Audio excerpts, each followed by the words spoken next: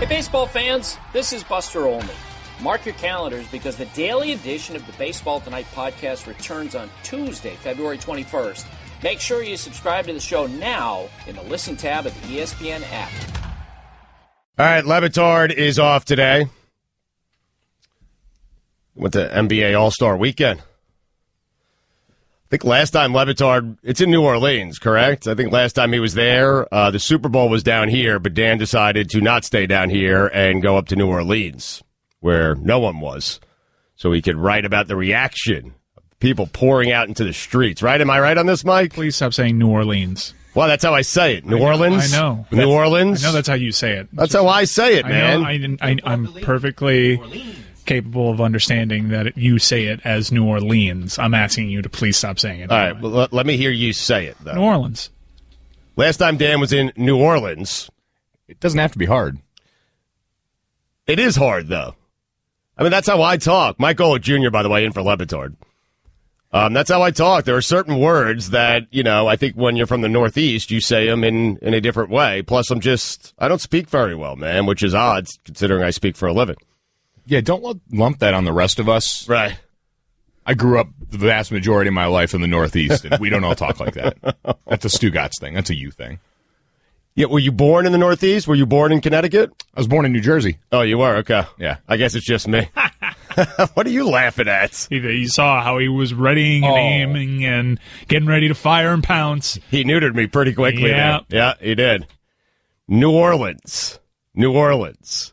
Last time he was there, though, right, he did a piece on the Saints fans pouring out into the streets after they won a Super Bowl. It was odd that the Super Bowl was down here and Dan went up there to write a column. Yeah, he went up there to get a feel for the city in that moment. Yep.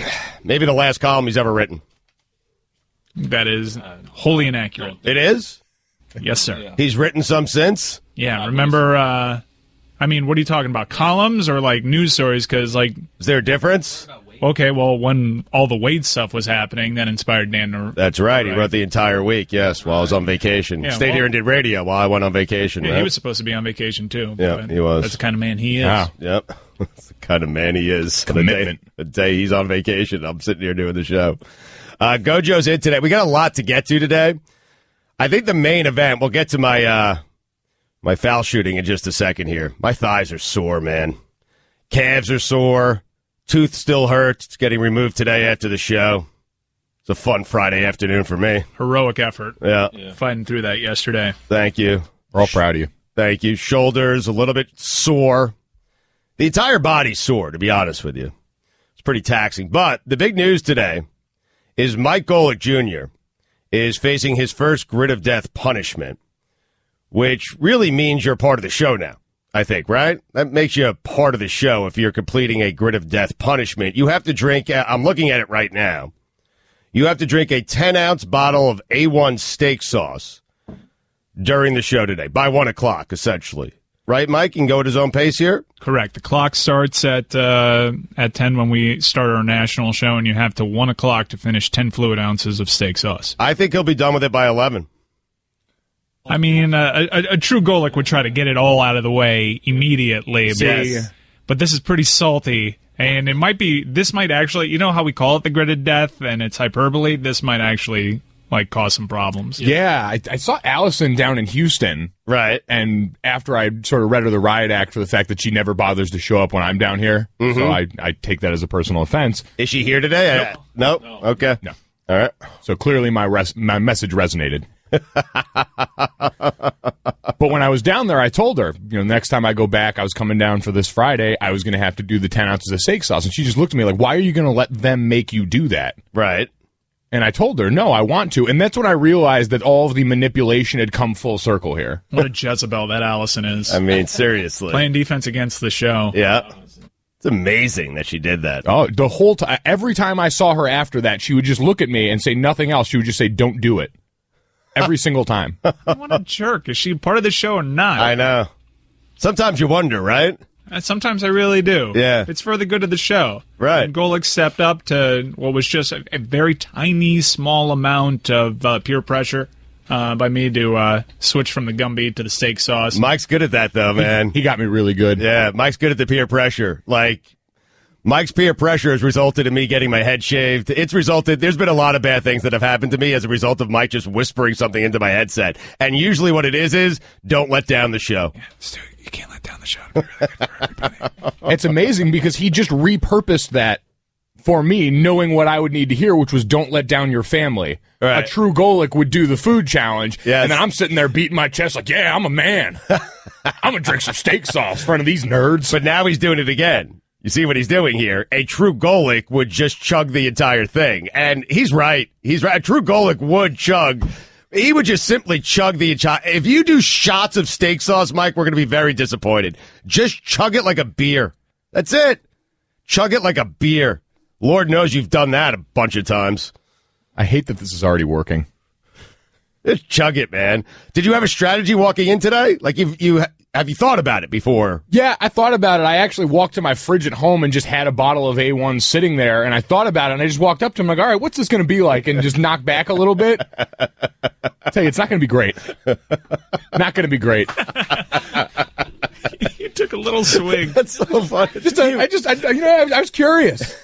I walked up, I said, all right, I know I got to have the whole bottle. What's a sip right now? I think I'd just eaten breakfast, palate cleanser, little bowl of cereal. Because I would say, like, back in the 90s, A1 steak sauce was the thing. But I would say A1 steak. Can I say this? Are they a sponsor? Wait, put that on the poll. Back in the 90s, was A1 steak sauce the thing? Yeah, it was. It was the thing. Put that on the poll, please. That Le Batard Show on Twitter. Back in the 90s, was A1 steak sauce the thing? In terms of steak sauces, Mike, there weren't too many steak sauces out back in the 90s, back in my day. There's a reason why it's called A1. It's true. There's a reason it's outlasted. It's a reason why it's the one I'm drinking. But we would all agree that if you either grill a steak at home or you're at a steakhouse, the last sauce you want to see steak sauce on your table is A1, right? Oh, run screaming the other day. You want to see, like, Peter Luger's steak sauce in the fridge. You don't want to see A1. Well, no, A1's kind of nasty. Well, if you go to a fancy steakhouse, they don't give you any steak sauce at the start, and it's kind of insulting. But they have, like, their complimentary steak sauces or their extra gourmet steak sauces that aren't really any sort of brand. Let's bring in an expert here. Fat Chris is upset with everything I just said. What happened here, Fat Chris? I didn't think people actually use steak sauce. Like, it's one of those things that maybe on a really crappy steak at, like, Chili's. Yes. But, like... What do you mean crappy Chili's? Come on. Yeah, what do you mean crappy and Chili's? I don't know if we need to slander Chili's per se. Maybe they're steaks. Yeah, I don't think we should be naming any brands or franchises just considering our medium. But I think Chris's larger point is if the steak's good, the steak should be good enough on its own where you don't need steak sauce. Is that what you're trying to say? Exactly. Well, yeah, and like Mike and them said, you get the steakhouse that they bring out the complimentary steak sauce at the steakhouse. I feel like that's a test. Like, if you go over and you use that, then they know you're not of the ilk. Well, yeah, of the ilk. Ilk, a great word. Yes. I don't know if that worked there or not. It doesn't matter. I'm a fan of ilk. I think it Either way, if there's a bottle of A1 steak sauce at a restaurant for steak, it's safe to say, now we don't need to be slandering any restaurants. They're just not known for their steaks. Right. All right. Okay, you can say that. Like Chili's, fine establishment. I kill that 220 menu. I don't even want to know. Oh, we know you do. Yeah. Yeah, I get the margarita chicken. Oh, I love the margarita chicken. Isn't that fantastic? Yeah, margarita chicken is the margarita chicken. Does it have like the little diced tomatoes on top of it and all that? It's got the pico. It's got the lime. It's got the tricolored chips that they cut up in the little strips. Oh, those are great. That queso dip. Oh, the queso dip. Yeah, the queso. I want to drink that. The queso dip. I would. If you gave me a comparable bottle of that queso dip... Yes, but that would be a reward for you, not a punishment. I know. Right. I think that's going to be the next grid. It sounds good in theory. Take a bath in there. Oh, Mike. That would be a good grid of death punishment. Yes. Take a bath in queso. I could rifle down queso sauce. Like, I would choose... That would be the first choice if you put it on the grid of death. How many fluid ounces? 10 fluid ounces. What's the cutoff? What's too much queso? Yeah, like an abusive amount of queso. I don't think there is no amount of queso that's too much queso. All right, remember you said that. How hot? Yeah. Well, he's not going to do it all in one sitting. No, and we can't use. I just have to drink it straight. Is what you're saying? No chips. The thing is, it's going to congeal. It's going to get more solid the longer it sits there. Yeah. When you say hot, do you mean spicy or temperature? No, temperature. Okay, because I was going to say spicy because Moe's has that spicy queso, and that could add a little element to this. Oh, you like the Moe's Southwest Grill? In the battle between Chipotle and Moe's, I'm firmly on the Chipotle side, but I appreciate their queso. Really? Yeah. Is it just because of how pleasant the greeting is when you walk in? Welcome I feel like I'm at home. Yeah. Welcome to Moe's! Hey, guys. How's it going? Is everything all right? Been a while. Moe's Monday, $5 burritos. I'm a lime man. Yeah, I like lime. Oh, I love lime. And, Lime's fantastic. Have you heard of Salsa Fiesta? No. It's new and up and coming. That's No. my favorite one out of all of them. They have a ceviche, and it's damn good. Well, what do you mean they're new and up and coming? Like, what is They're that? up and coming. Like they're trying to get in that Moe's Chipotle lime industry. But they have a location by your house? They have one right by my house. They have one in the Gables. They're starting to sprout up places. They have one in Brickell. Fat Chris, we're up in Broward. Do they have one up there? I'll try it. Yeah, I don't know about salsa. I know there's a bunch of limes. Lime's great. I love Salsa lime. Fiesta. Okay, I'm going to check it out. Salsa Fiesta. Get it on the ground floor. Yes, Start something. See, that's what I try to do. I try and find places like that, especially Yes. if they've got social media. Right. And just follow and throw rampant retweets there and see if I can get free stuff out of it. A little bit of Stugotz in everyone. Oh, yeah. So do you have a strategy here? Like, what are you going to do? Shots? You going to chug it? I think Mike's right. Probably, if you're a Golic, live up to the Golic name and chug the entire bottle. I'm going to, you know what? In fact, we might have to call your dad in to see what his strategy would be.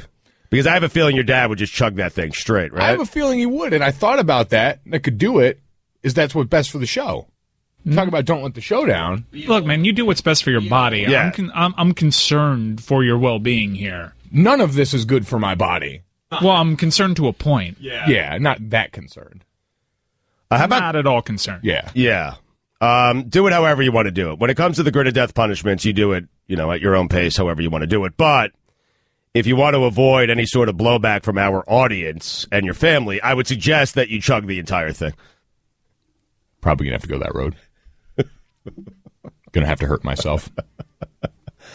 Chris, is ketchup on steak Oh, my God. That's worse. What in the hell? It's awful, right? Yes. I took my wife. Why'd you pose that as a question? Because I was thinking about it. I took my wife to Shula's Steakhouse, our second date. The first date, in an effort to impress my wife, we were hanging around. She came over to my apartment. Actually, this is the second date. First date was a blind date. Timpana's, I think, is the name of the restaurant, Las Olas. Okay? You like that? Fat Chris, every restaurant I bring up is just shaking his head. What do you get when you go to Timpana's? I think I do the surf and turf. The surf and turf. Yeah. All right. So that was the first date. It was a blind date, and then the second date, she came over to my apartment just to meet me, okay? Just to meet me at the apartment. Good job for a blind date to go there. No.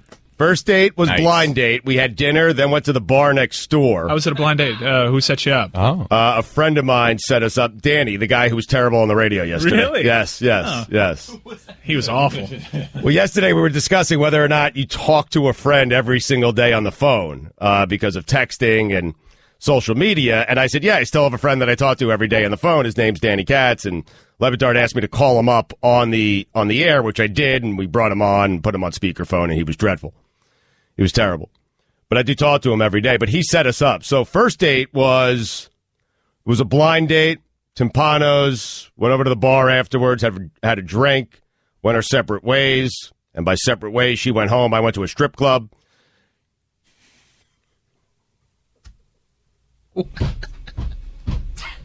I don't think she knows that. She does now.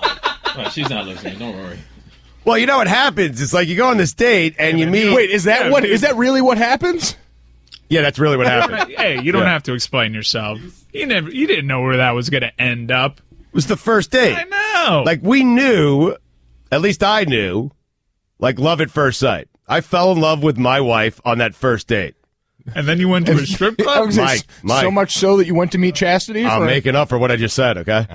I mean, guys, roll with me here, okay? Gotcha. All right? Gotcha. All right? Love at first sight. It's a beautiful thing. I You have didn't know what you were doing. You were punch drunk. Yeah, I have the face of the phone facing the table right now, and I'm certain when I pick it up during the break, there are going to be several nasty texts, so just stay with me here, okay?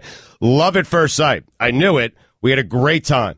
Went to the bar next door, did a shot, had a couple of drinks. I got a little kiss in at the bar. Little kissing at the bar. Hey now. Little kissing at the bar. Got games. Little kiss at the bar. How old were you then? Well, we're going back probably around 30. My man. Yeah. Wow. My man. Yeah. Got a little kiss at the bar, but couldn't get her to come back to the apartment. Oh, you tried. She's a classy lady. Yeah. She's a classy lady. You move fast. But I was in the mood. We can tell. And I was at an apartment. All right, so it explains what happened afterwards. I lived in North Miami Beach, and it just so happens that my apartment was a block away from Solid Gold. And so I was in the mood, and my date wasn't coming back to the apartment, and so I did what I had to do. And that's go to a strip club. She went home. Was sleeping by 11. You think she went home? Yeah, that's what she tells you. Yeah. You went home. Yeah. You were just her first date of the night. I'm starting to wonder. So that was the first date. And, man, that was a good night. And the second date? Well, it was a good night after 11 o'clock. It was fantastic. Put on your finest, It started off good, and then it really, fireworks, man. put on your finest pair of sweatpants, head out the door. Chastity.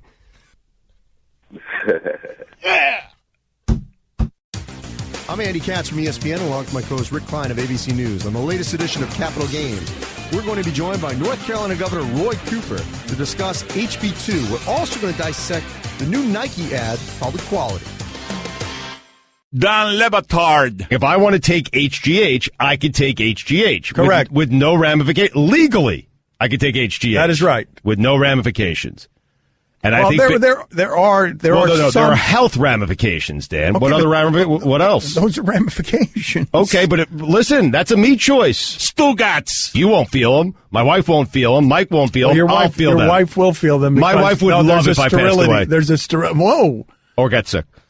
She might be emotional, but I'm telling you, she'd be active. The hottest take of them all. I mean, My wife doesn't care if I die. Stugotz is pushing the boundaries of takeitude. Like he is going where other takes have not gone. This is the Dan Le Batard Show with the Stugotz on the ticket. Mike Golic Jr. sitting in for Le Batard today. We got a lot to get to today. Amin El-Hassan going to join us at 11 a.m. Eastern. Dominique Wilkins going to join us at noon Eastern. Adnan Virk going to join us to talk movies, baseball, and Canada at 12:30. Someone on Twitter says, what does this have to do with ketchup on your steak? I was getting there. Slow burn. I took a left turn into Solid Gold. I was getting there, though. Is it Solid Gold? What's the big one on the corner there? North Miami Beach. I would say in the first 3 or 4 years, which we started $7.90 the ticket, I lived there pretty much. It was my home away from home. Yeah, I know it used to be Solid Gold. Not sure what it is now. That's the big one on the corner, like 100. I believe so. Okay. I can go check on it tonight for you. Please do.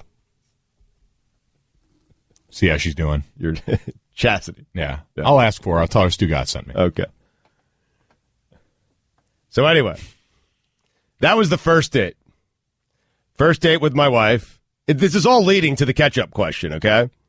First date was Timpano's blind date, had some drinks, went our separate ways. She went home, I think. I went to a strip club. And second date was I had her over the apartment just as a place to meet because she used to live in the same building. And so she knew it well, and she came to the apartment. And I said, where do you want to go? I asked her favorite restaurant. This is the second date. This is where I really got her, Mike, okay? I said, what's your favorite restaurant? She said, Joe's Stone Crab, by far. And I had, and I still have, an inn at Joe's Stone Crab. I can get into Joe's Stone. I could walk into Joe's Stone Crab tonight, unannounced at 7:30, and I'll be sitting inside of 5 minutes. And so I figured, why are you guys laughing back there? You don't think that's the case? Guillermo, you don't think that's the case? You just sound so bad. It sounds terrible, I know. It sounds awful. It does. Sounds like Stugotz. In fact, if it was 5 minutes, I'd be upset.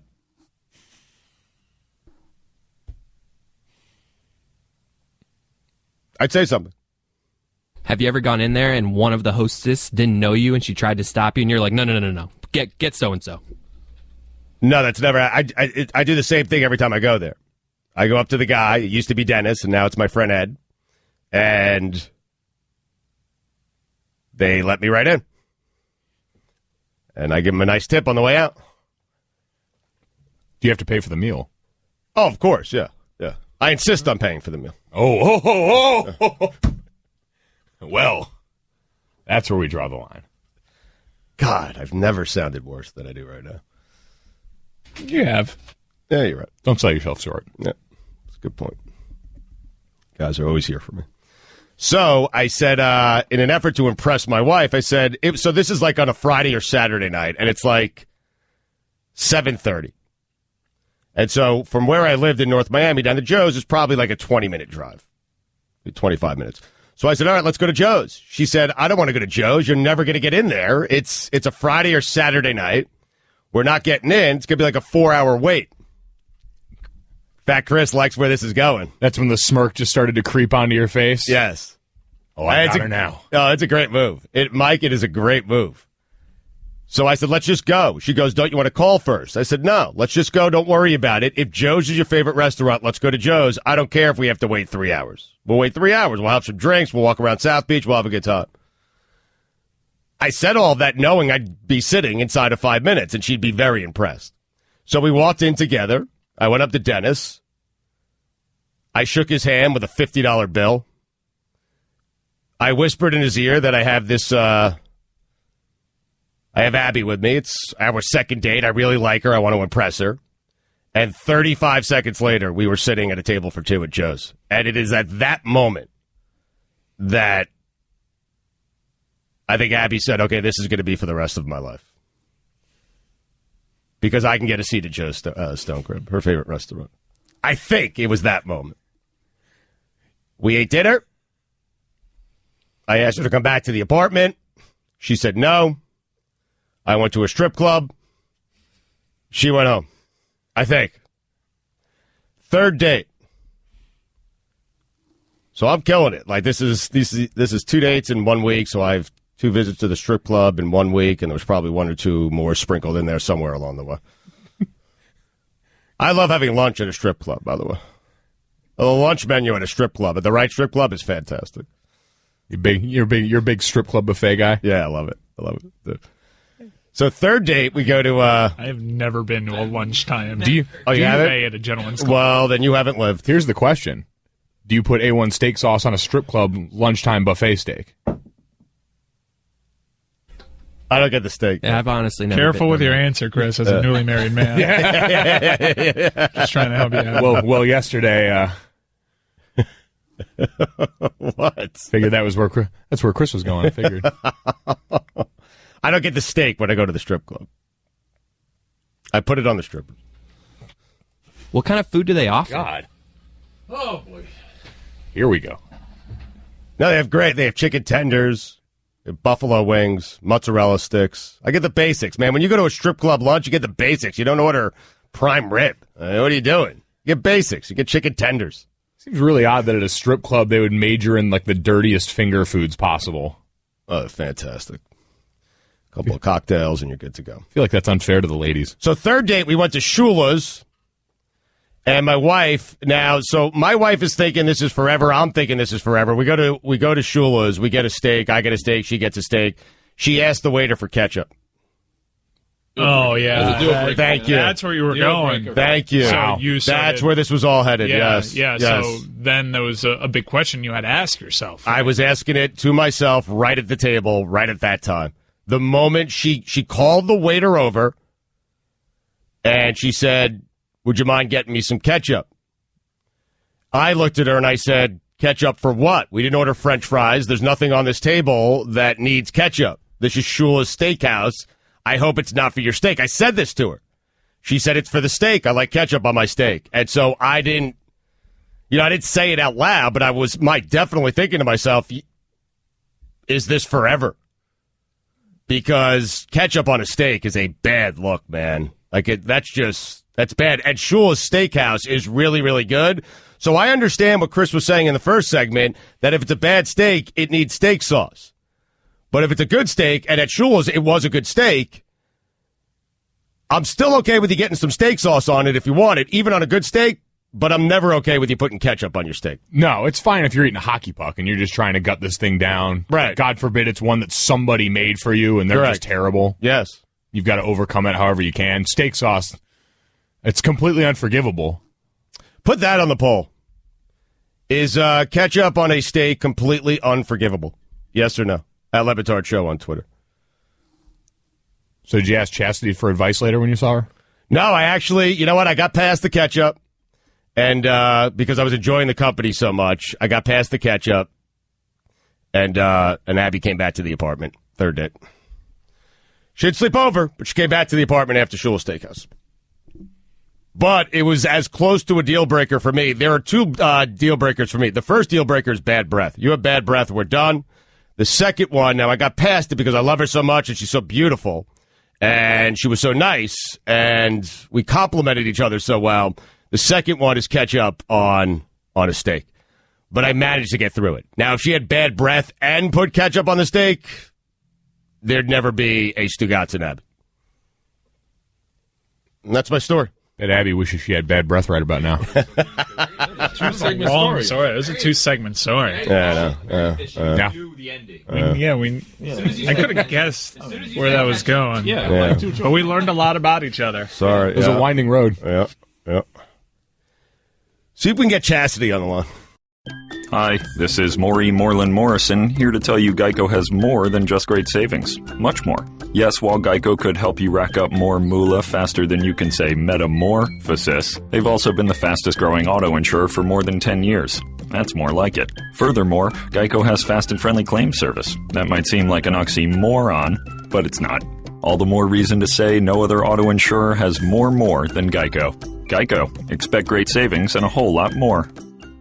Dan Le Batard. So now what is happening with your wife? Divorce is happening. I took my wife's truck to lacrosse practice last night. She said, listen, I'm low on gas. Please fill it up. Oh, no. But I'm thinking to myself, I'll just fill it up on the way back. Suddenly it's 8:30. Practice is supposed to be over at 8. My daughter had homework. Monday Night Football's about to start. Bingo. Stugotz. I said, listen, you have more than enough gas to get the kids to school in the morning and get to a gas station and get gas and then come home. She said the thing was reading, you have 4 miles of gas remaining. Right. The school, by the way, is about 14 miles away from the house. Oh, no. I am still not certain if she got the girls to school. I'm not certain if she got home. She called me at one point frantically saying, what do I do when I run out of gas? It says 2 miles to go. She could be surrounded. I said, walk to a gas station. This is the Dan Le Batard Show with the Stugotz on the ticket. Stugotz, Mike Golic Jr.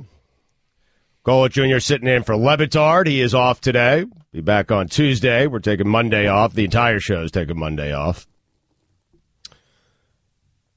I had an interesting thing happen to me. We'll get to the Heat here. I got to ask Mike a question on the Heat and Dion Waiters because we didn't get to it yesterday. And I told Dan I wanted to discuss it yesterday, but we didn't discuss it. But before that, I was telling Golic on the way down here that I was flying through traffic. And I'm flying through traffic, and I'm trying to squeeze in. And I knew it was a tight squeeze. Like I'm flying past the car, and I'm trying to get into the middle lane. Okay? Because it seemed like things were opening up in the middle lane. And so I'm flying past this car, and he senses what I'm trying to do. And he hits the gas on his car to prevent me. That's the Miami move. Yep. It's the Miami move, but this guy took it one step further. And I'm okay with that move because I've done it to people, too. Oh, yeah, we're products of the system, man. Yes. Yeah, you try to get in. No. In fact, Chris, what do you mean I'm the worst? Yes, thank you, Mike. What do you mean I'm the worst? So you're the guy that tries to get around people and then block people from doing what you would do. Yes. Yeah. That's what we all do down here. Yes. Pay it forward. I mean, I'm one of the people that will cut someone off and skip a bunch of people, but I'll also let someone in. Like, I do this all the time. Go ahead, buddy. Oh, shut up. But exactly. But even if I'm talking a tight squeeze here, like I'm weaving in and out of traffic, and he sensed my move. Like he sensed what I was going to do. So he knew I was flying past him, and then I was going to try to slip in between the tightest of spaces to get into the middle lane. So he sped up, and I'm okay with that because I've done it. But this guy took it one step further. Not only did he speed up, he put down his window, and he gave me, Mike Ryan, the Matumbo finger. Oh, really? He gave me a Matumbo finger. Yes. No. And then I eventually caught him, and I got right next to him, and I looked over and I gave him a thumbs up. And he rolled his window down. I rolled my window down, and he said, "Why are you giving me the thumbs up?" I said, "Great driving by you, and the Matumbo finger was genius, and I'm going to steal it moving forward." It's a long conversation you had. Yeah, how bad was this traffic? Oh, it's right on 95. We were just sitting next to each other like a parking lot.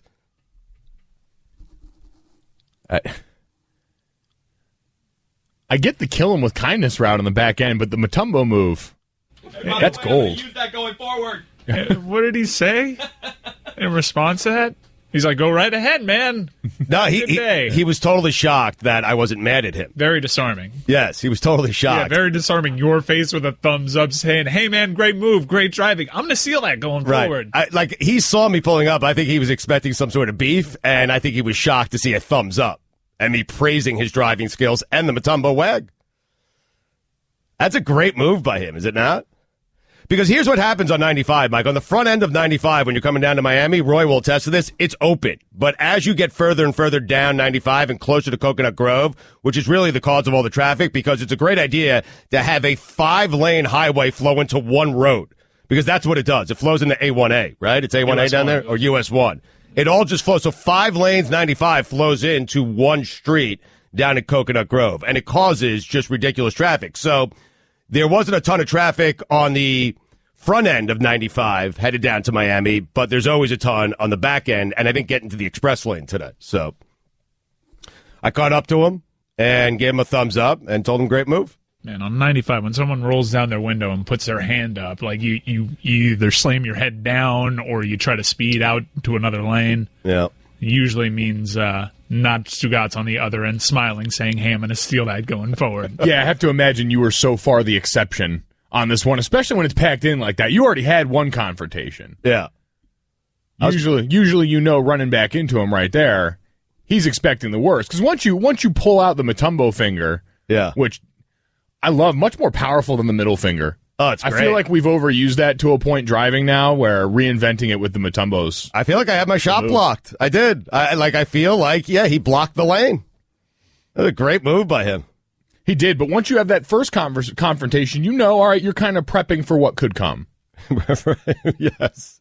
Like Mike said, and you usually assume a lot worse. Well, he assumed a lot worse. He was shocked. He was shocked by my reaction. I think most people would. Yeah. Well, Yeah. I praised him. Dion Waiters, Mike, is the question I have for you. Because this is a very tricky decision for the Heat. Because we are now, I think, at a large enough. I'm not saying this is what Dion Waiters is, but the sample size is fairly large. I merged sample size and large there. You guys notice that? How could you not? Proud of you. Thank you. The sample size is large enough now where you have to wonder if Dion Waiters is at least something close to what we've seen for the last month. And you at least have to wonder, can Dion Waiters carry this forward? A big time decision needs to be made here. I imagine they're going to hang on to him, especially after that win in Houston, that stunning win. Hang on to him for this year, you're saying? Hang on, yeah, well... He won't be traded at the deadline. Well, That's all, yeah, because he can opt out at the end of the season, so he's going to test the market, and he's earned a lot more money. Good for him. But a decision as to whether or not you allocate some of your cap towards a much larger Dion Waiters number needs to be made, and quite honestly, after seeing him and seeing his game, the right decision, as much as it hurt, and as much as it hurt your resale value, yes. You cannot tell me Dion Waiters for what, $3 million and change, close to $4 million, and Dwayne Wade for $23 million, much better deal than Dion Waiters. Not even close. Like crazy better deal.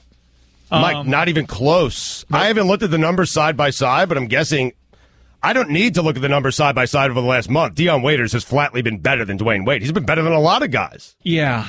That's a scoring talent that's not easy to come by in this league. Not easy to come by. But you have, if you make the playoffs and you see how he performs, then I'm more comfortable trusting Dion Waiters with certainly not a max contract, but a big contract. I don't think, even as good as he's been in the last month and a half, I don't know if he can command that kind of money, but who knows what he'll be come playoff time. If he stretches this out that long, then yeah, he might command that kind of money. If they make the playoffs, right? So what happens if they don't make the playoffs, so we don't know how he plays playoff time? Mike, so you're aware of what's going on. Dion Waiters, as Mike said, is signed to a $3 million one-year deal, essentially, down here in Miami. Yeah, it's a 2-year deal, but essentially a 1-year deal because he can opt out. Yep. So he's 20. And he will. He'd be stupid not to. Right. So he's 25 years old. He was drafted 4th in the 2012 draft. And so clearly people thought there was talent there, and there is talent there. And sometimes it takes guys a little bit longer to figure it out. And it seems like he's figured it out down here. And the question is, do you take a guy who you're paying $3 million, who in the offseason is going to get massive contract offers? I don't think he'll get a max deal offer from anyone, but he's going to get big contract offers. And it kind of leaves the Heat with this dilemma as to what do they do. Is Dion Waiters a guy the Heat want to build around moving forward and spend a ton of money on? Yeah, do you want to tie the future of your franchise to him and Hassan Whiteside at this point and say those are the guys that we're going to build this around now? It sounds awful. Given their track records. Mike and I had the same reaction. When you said Waiters and Whiteside, we had the same reaction because I'm not sold on either of them. No, but with Waiters, it's a lot. You can make a stronger case for, honestly, even though Whiteside's played really well in Houston, and occasionally he'll give you the monster games where you'll point to and say, yeah, max money. And then you'll have the games like he had against Orlando where there's zero effort, and you scream to yourself, there's no way that this guy should have gotten a max contract from this team. Right. But Waiters was never in the right sort of situation. There's a reason why it took him longer. Yes, he's gotten better as a player, but that was a tough spot. Rookie year in Cleveland, then second year, LeBron's there, and he didn't mesh with LeBron. He was still growing as a player. Then he goes to Oklahoma City, where there's alpha dogs there, and he's trying to find his spot in the rotation. Here, he's finally given the opportunity to fly with his skill set, and you're seeing, as he's evolved as a player too, that, yeah, that's why he was drafted so high. That's why he was compared to Dwayne Wade coming out of Syracuse. Sure. I mean, the month of February, now he's played 5 games, but you can go back to January as well, and the numbers are pretty similar. Yeah, pretty much after he healed up from the nagging injuries, he was right. We've coined the phrase "young old Dwayne Wade." Correct. Yeah, he's young old Dwayne Wade. It basically started on the front end of that winning streak, right? Yeah. And young old Dwayne Wade is just a younger version of the old Dwayne Wade, who was an all-star, who was very good, who beat Charlotte single-handedly in the playoffs last season. Right. I mean, listen to these numbers in February: 20 points per game, 5.6 assists, which has been very surprising. His ability to pass, to draw double teams and find the right guy. Yeah, I'm really impressed with his passing. Yeah. Because we just always heard that he was just like this black hole of offense that just a shooter, only cared about putting it up. If the ball went to Dion Waiters, it wasn't coming back. Dude, right. I saw him drive the other day in the lane. He could have put up the shot. He might have made 2 points there, but he kicked it to a wide-open Goran Dragic, who was open at the top of the key, 3 points. I'm like, whoa! I know. Never seen that from him. That's the dilemma here. 20 points, 5.5 assists, 4.5 rebounds, and here's the important stuff, because Dan would yell at me for giving all this stuff out. 1.6 steals, by the way, too. The shooting percentage is 51% from the field, 42 from 3. I don't know what the Heat are going to do. It's such a tricky spot for Pat Riley. Stu, the more that we're talking it out, it seems as though he's a guy that you'd want to resign. Yeah, it seems like that, but so to me, yeah, it makes sense because of all the things you guys are saying, but just hearing this conversation and hearing how normalized this has been for you guys, from an outsider, it's amazing how quickly you've made the adjustment compared to what it used to be down here. When you were used to the circus, the fact that it's now come back to this conversation. Yes. Should we sign? Should we resign? I mean, it's because thank you for bringing me back down to earth. I guess it's just amazing for me to hear Dion Waiters talked about like this. Yeah, it's amazing for us too, but certainly not as shocking to your system from someone from the Northeast who was just used to us talking about LeBron and Dwayne Wade and Chris Bosh for 4 years. I promise you, there is no one on this show that ever envisioned us having these conversations. None of us. I'm not certain the Heat ever envisioned anyone having these conversations. This is a surprise to everyone. Like Pat Riley's just sitting there looking at this going, my God. Yeah. I might have to give near max money to Dion Waiters. Yeah. Is it weird that if we decide to give money to Dion Waiters, the wheels are turning? Like Mike Ryan cares about this team in a way that no one else on this show does. He cares deeply about this team. I'm in it for the profit on my tickets, and I'm losing money right now. So he's going to be out of it soon. I am bleeding money, and I'm telling you, Brandon Miles from the Heat, that guy over there, my season ticket representative, stop sending me stuff, okay? It's like, stop sending me incentives to extend my season tickets out. Here's the only incentive you could send me. Go trade for Steph Curry or land a superstar. Send me a picture of the superstar, and maybe I'll renew my tickets. But in the meantime, stop trying to bait me in with a couple of VIP concerts and a couple of pictures with Hassan Whiteside and a pin.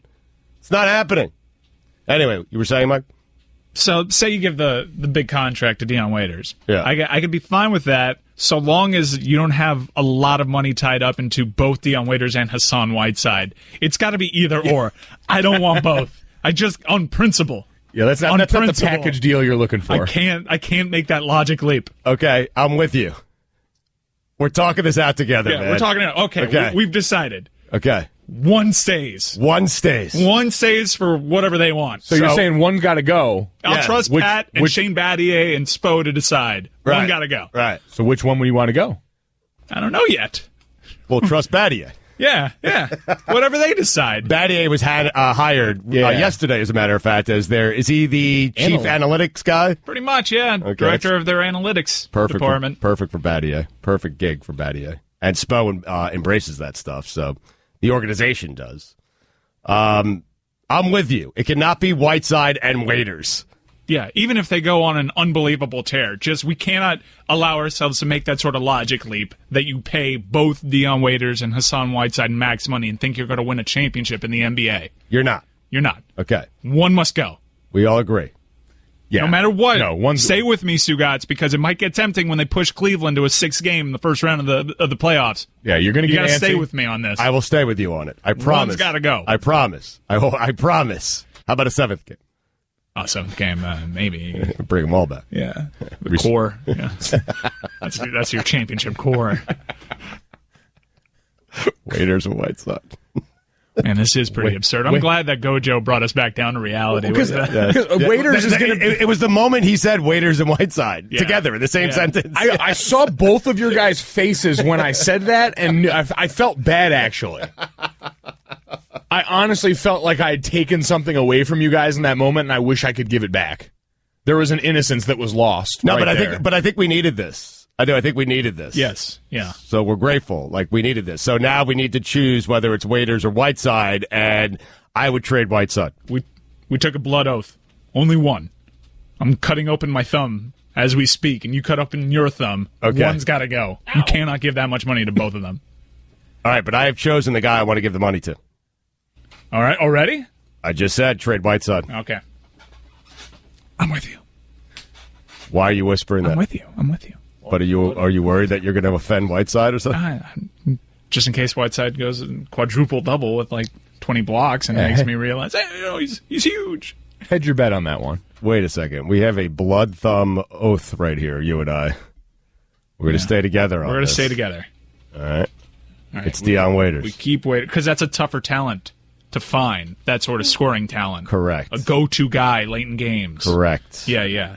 I mean, Showtime Reed, his numbers are pretty good. Check him out when Whiteside is hurt. Now he's confused that we just mentioned Showtime Reed. He doesn't know who the hell we're talking about. Welcome to Miami. The NBA All-Star Game this Sunday. Here's Curry behind the back. Half-court heave on its way. And he hits it! Coverage begins Sunday at 7:30 Eastern on ESPN Radio and the ESPN app.